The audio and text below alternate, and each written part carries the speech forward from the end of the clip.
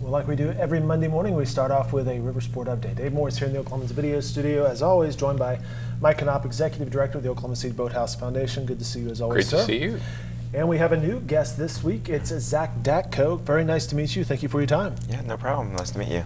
Zach is the Rafting Operations Manager. And Mike, last week we spoke about, hey, the doors are open, the water's in the rafting area, and it got cold. It got cold, yeah. You know, gosh, it's been 70 degrees all February, and then it got cold. Trees are blooming, flowers are popping up, and you're ready to do some rafting and some river sport activity, and Mother Nature's like, yeah, not so fast. It's the nature of Oklahoma, but then everything shifted by the end of the week. Last couple days, it's been beautiful weather, and I think people are now ready to get outside and get active. So how was this weekend?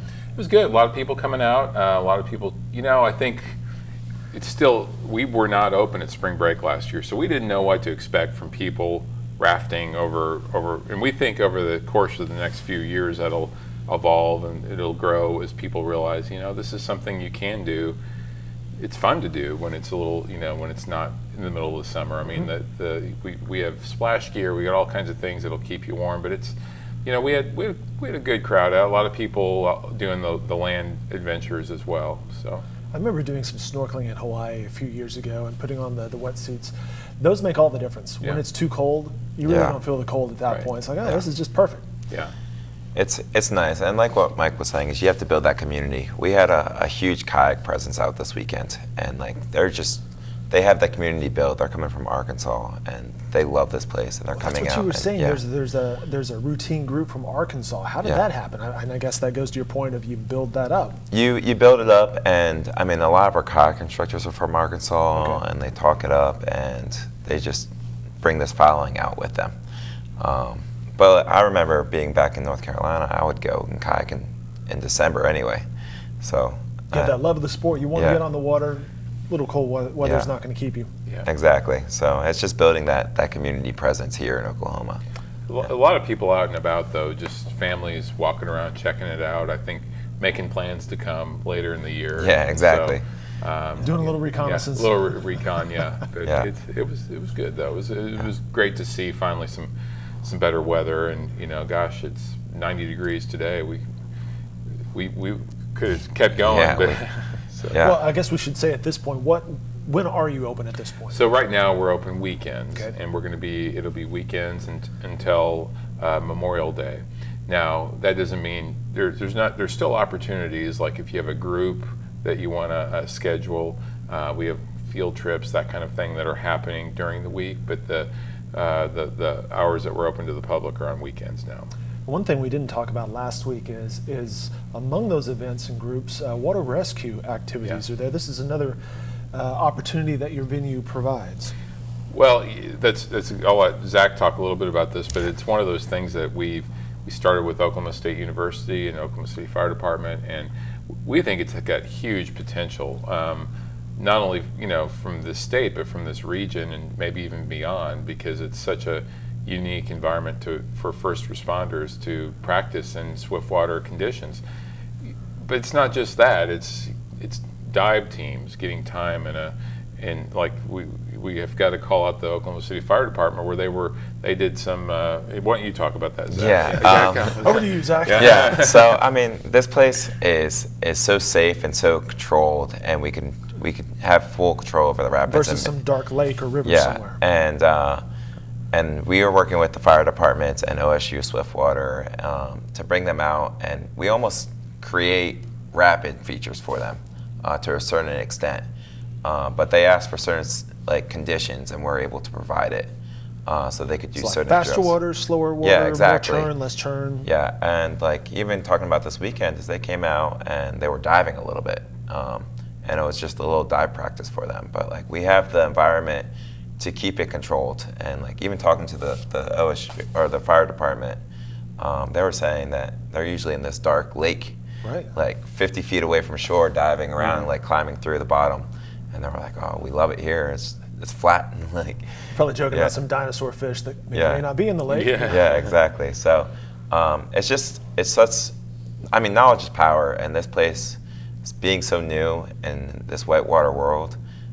And it's really safe, but you have to know what you're doing. And having this in our backyard is perfect. How deep are the various levels there at the Whitewater Center? So usually the channel runs about like 3 to 4 feet, one like fully on, but we do have a head gate on one channel, and like I said, we raised the head gate up, and you could walk across it, but it's walking across swift water, so it's like training in different environments. Probably a good time as well in Oklahoma. We mentioned the funky weather, but storm season's approaching, and that typically means there could be some flooding involved. So the training that our various rescue operations would go through would be invaluable, and a good timing as well. Yeah, and they're actually working with us to set up some training for flooding down at our park right now. Yeah. And the great thing is we can do it during the day. During it, they can do a night operations practice. And it's really fascinating when you watch them. You're working with the ropes and the way that they can simulate different types of rescue situations. And then in the swift water, then we've of course got the bottom pool, which is, it's several feet deep, and so they can actually go in and have a deeper water scenario. Search for the GoPros at the bottom of that. Exactly. Yeah, exactly. Yeah. So We are chatting with Mike Knopp, Executive Director of the Oklahoma City Boathouse Foundation, and with Zach Datko. He's the Rafting Operations Manager. And what does that mean? Tell us about your job. So it's one of two people. Andres is another big part of it. I'm more of the daily operations, and I call it guide quality.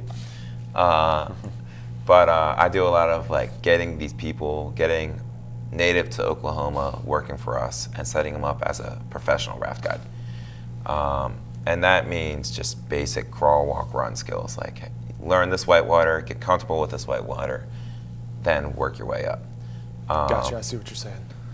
Because it is new. A lot of people don't know what it is. And it's trying to make people comfortable around this, that they can become a raft guide. So how do you do that? Is that a matter of just spending time on the water, getting to know the ins and outs, plus maybe some technical instruction? So it's a mix of both. I rewrote the entire guide school over the winter. It's really just time in a boat is the main thing. The more time you spend in your raft, the more comfortable you're going to be. Sure. But the first couple days of guide school is really basic practical skills. Day 2 is all what the firefightermen do. They do swift water. We do swift water rescue on our guide school. We do throw ropes on our guide school. And then we do day 1 is all basic paddle strokes. So it's that set the fundamentals. Yeah. And guide school is just breaking it down. And then they're invited back to practice. And then we have this checkout process that they have to check out with either me or Andres. And we have to make sure that they're safe with customers. So when the parents bring out the kiddos, they're in good hands. You guys know what you're doing. They know that you guys know what you're doing. If a kid tumbles over, or a grown adult like myself, you guys know what to do. Yes, and like I said, they have to go through me and Andres, and we have to be all right, we feel we're putting our name on these guys, so we're not rushing it at all. Yeah, we're really pleased with the quality of our guides, and we had a whole week-long class this past week, so we're getting a lot of new people in the mix. But then also, I think we've talked before about we've got some very seasoned raft guides as well that are returning, as well as potentially some international guides that will be coming in. So it's a really diverse group, and I think that's going to be really, really. It's not only great from a standpoint of creating this very unique or very safe rafting environment, but it also creates something about all the personalities that are in play. That's a big part of your experience when you get to when you kind of get that relationship with your raft guide. That lady, that guy, they were a lot of fun. Really made the whole adventure that much better. Yeah, the personality. Yeah. Well, let's talk recruitment. What are you guys looking for? Do you have enough? Are you looking for more? Yeah, I mean, we have enough as of right now, but we're always looking for more. Okay. We're looking for those younger students, college students, and we're also looking for people that want to put time and effort into this, those full-time. So we have this wide spectrum of people that we want. Could be a part-time gig. It could be someone who just really and wants we to have spend. people that work one day every weekend, and they have full-time jobs. And then we have people that are full-time raft guides. So we have this wide spectrum, and you always need more in this kind of environment. The more you have, the better off you are. Sure. And right now, the first 3 guide schools are full. So like, if we just based our numbers off the first 3 guide schools, we're set. But we always want more. Experience tells you Yeah. you need some more people, more people in the bullpen. So, Zach, how'd you get involved in rapping, and where are you from? I'm originally from Philadelphia. The quick story is I decided to leave Philadelphia and become a rafting guide in North Carolina. I kind of just wanted to change, and I was just like, oh, you know what? Let's have fun for a little bit. And Nothing wrong with that. Yeah, and I'm out here now. Now, how did you hear of Oklahoma City, or what was your first experience when you came out to Oklahoma Well, City? these parks are really impressive, and there's only one other park in the U.S. It's the Charlotte U.S. National Whitewater Center. So as soon as this one started getting built up, everyone started hearing about it, and I think I saw opportunity to get involved and like get the experience that I wanted and put my experience on someplace. So I was really interested from the start. And I think I heard about it 3 years ago, but I moved out here last year. Okay. But like in my environment, in my world, like people were hearing about this from the start. So that's how I kind of got the word out. And look, I've talked to Zach about this before, being from Philadelphia. Kind of fits in with some of our rowers here, Yeah. on the other side of our spectrum. But also, I mean, the urban nature of our venue, the fact that you can live downtown and It's amazing. ride your bike in and work, and that's unique, very unique for Oklahoma City. Yeah, that's the biggest part right there. Is I love the city as right now. The city is gorgeous, and I haven't had an experience where I could bike to a whitewater park and go paddling. Yeah. Like that's just an amazing thing to say right there. Well, very cool. Let's bring this conversation full circle. We have the Rafting Nationals coming up later this year. Yes, the Rafting Nationals. The event will be May 18th to the 21st, I believe. Okay. It's a 4-day, 3-day event.